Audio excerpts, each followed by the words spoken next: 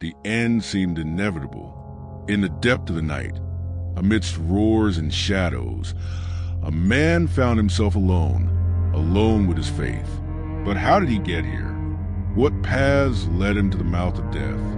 What challenge drove him to face not only the kings of the earth, but also the judgment of heaven? This story does not begin here, but many years ago, in another land, in another time. The wind blew violently over Jerusalem. On the horizon, the glow of fire rose among the city walls, illuminating the darkness of the night with a terrifying brilliance. The sound of metal, the cries of soldiers, and the lament of the inhabitants filled every street and corner. The capital of Judah was under siege. King Nebuchadnezzar, monarch of Babylon, had carried out his campaign of conquest against neighboring kingdoms. Jerusalem, the holy city of the Hebrew people, was no exception. For years, the prophets had warned that if the people of Israel did not turn away from paganism and corruption, their fate would be destruction and exile, but their words were ignored. Finally, in the year 605 BC, Babylonian troops besieged the city. The resistance of the Jews was in vain. The military superiority of Babylon, with its disciplined army and advanced war machinery, devastated Jerusalem's defenses. King Jehoiakim of Judah was captured, along with the nobles, and taken as prisoners. The Temple of Solomon was desecrated, and its sacred objects looted. The humiliation of the Hebrew people was complete. But Nebuchadnezzar did not only take the treasures of the temple, but also the most valuable asset of the nation, their youth. They were chained and forced to march hundreds of kilometers to the city of Babylon, where they would undergo a rigorous process of instruction. Daniel, a young man of great heart and unshakable faith, could not imagine that his story would change the course of kingdoms and become an eternal testimony of courage and trust in God. While marching, Daniel said in a soft but determined voice, "God has not abandoned us. Even if we are taken far from our land, his purpose will be fulfilled." When the captives arrived in Babylon, King Nebuchadnezzar ordered the selection of the most talented young men among them. They had to be of royal or noble lineage, while physical defect, handsome, and skilled in wisdom, knowledge, and science. Their destiny was to serve in the king's court after a period of training. Aspen, the chief of eunuchs, oversaw the selection. He observed each of the young men attentively and finally chose 4 of them: Daniel, Hananiah, Mishael, and Azariah. These young men stood out for their intelligence, distinguished demeanor, and exceptional ability to learn. However, the first challenge they faced was cultural assimilation. As a sign of their new identity under Babylonian rule, they were given new names. Daniel was called Belteshazzar, in honor of a Babylonian god. Hananiah received the name Shadrach. Mishael was named Meshach, and Azariah became Abednego. With these names, they attempted to erase their connection to their God and their people. Nevertheless, although they learned the customs of Babylon, they never forgot who they were or whom they trusted. For 3 years, they were instructed in the language and wisdom of the Babylonians. They learned astronomy, mathematics, literature, and the laws of Babylon, all with the purpose of serving the king in his court. One morning, Aspenaz, the chief of eunuchs, addressed them in an authoritative tone. "From now on, you'll eat from the king's table and drink his wine. Thus, you'll be strong and worthy to serve in his presence." Daniel firmly and respectfully replied, "Grant us a test. Give us only vegetables and water for 10 days. Then compare our health with that of the other young men." Daniel 1 verse 12. Against all logic, after the 10 days, Daniel and his friends were healthier and stronger than all the others. Daniel 1 verse 15. This honored them, and their wisdom soon made them stand out above all the sages of the kingdom. Their intelligence and discernment were so remarkable that when the king examined them, he found them 10 times wiser than all the magicians and astrologers of Babylon. One night, King Nebuchadnezzar awoke from a disturbing dream. His spirit was troubled, and he could find no rest. He immediately summoned magicians, astrologers, sorcerers, and Chaldeans to interpret his dream, Daniel 2 verse 2. But there was a problem. The king not only wanted the interpretation, but demanded that they tell him the exact content of the dream without him revealing it. The kingdom's sages, terrified, protested, "There is no man on earth who can declare the dream to the king." Daniel 10 verses 10 to 11.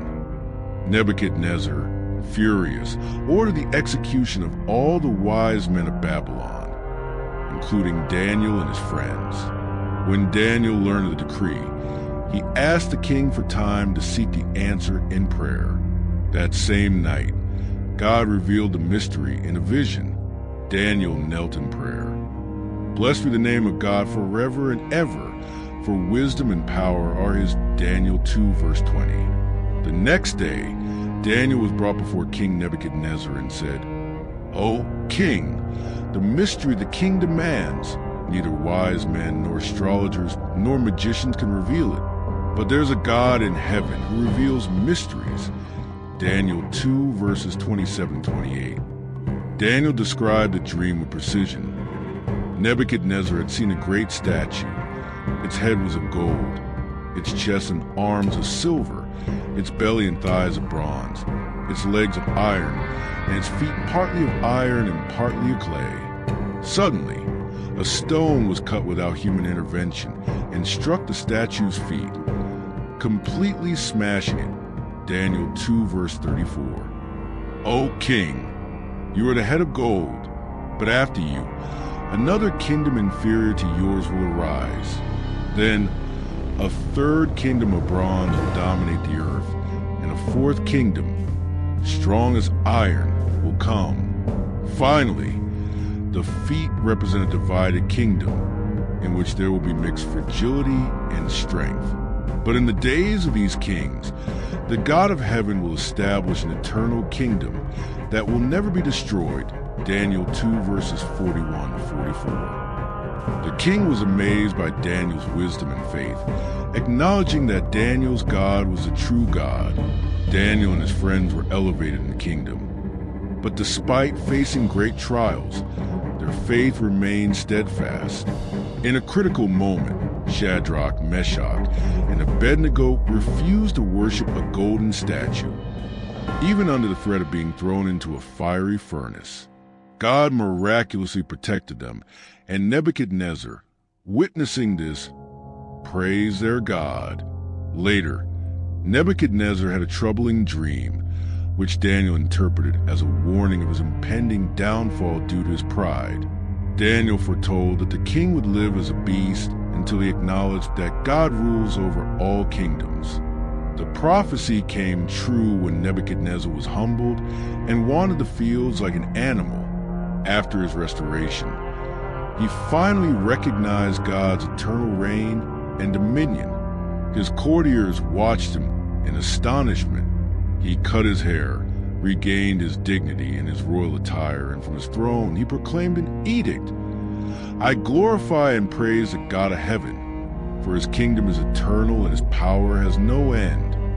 The people acclaimed him, but in his eyes was a new gleam of humility. Nebuchadnezzar was no longer the same. The king of Babylon learned that the Most High rules over the kingdoms of men, and so he lived out his final years. With justice and the fear of God, years later Nebuchadnezzar died, and with him, the stability of Babylon. Years passed, and Babylon witnessed the rise and fall of kings. A cold-eyed king named Nabonidus took the throne, but soon abandoned Babylon to live far from the kingdom. His son Belshazzar became regent. But unlike his grandfather, he learned nothing from the past. The great hall of Babylon was illuminated by golden torches. Belshazzar, dressed in luxurious robes, laughed arrogantly. Music and laughter filled the hall. Belshazzar said, raising his cup, "Today we celebrate the greatness of Babylon." No kingdom is. The courtiers applauded him, but their eyes reflected pride. Belshazzar, looking at his servants, said, "Bring the gold and silver vessels from the temple in Jerusalem that we may drink in honor of our gods." A thunder rumbled through the hall, a supernatural wind swept through, and suddenly a mysterious hand appeared on the wall and began writing fiery, glowing words. Min Tekel Upharsin. Silence fell. The musicians stopped playing.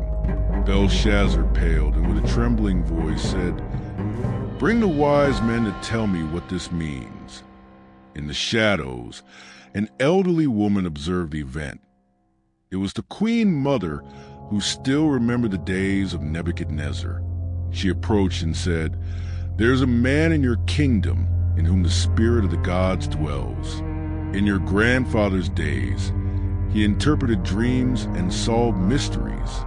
Call him. His name is Daniel." The crowd parted as Daniel, aged but imposing, was brought before the king. Belshazzar, nervous but arrogant, said, "I've heard that you can interpret mysteries. If you read this and tell me its meaning, I will clothe you in purple and make you third in the kingdom." Daniel observed the wall calmly, looked at the king and said, "Let your gifts be for someone else, O king, but I will tell you what these words mean." He approached the writing and began to read aloud. "Mean, God has numbered the days of your kingdom and brought it to an end. Tekel, you have been weighed on the scales and found wanting. Upharsin, your kingdom will be divided and given to the Medes and Persians." Belshazzar's face filled with terror. At that very moment, the doors to the hall burst open. A general stormed in panting. "The Persians have entered the city. The river was diverted. The gates have fallen." Chaos erupted. Belshazzar rose quickly, but it was too late. That very night, Babylon fell. The armies of Cyrus the Great took the city without resistance. Belshazzar was killed, and the most powerful kingdom in the world came to an end. Daniel stood in the throne room, surrounded by Mede and Persian nobles. When a regal man entered the hall, it was Darius the Mede, who would become the new governor of Babylon.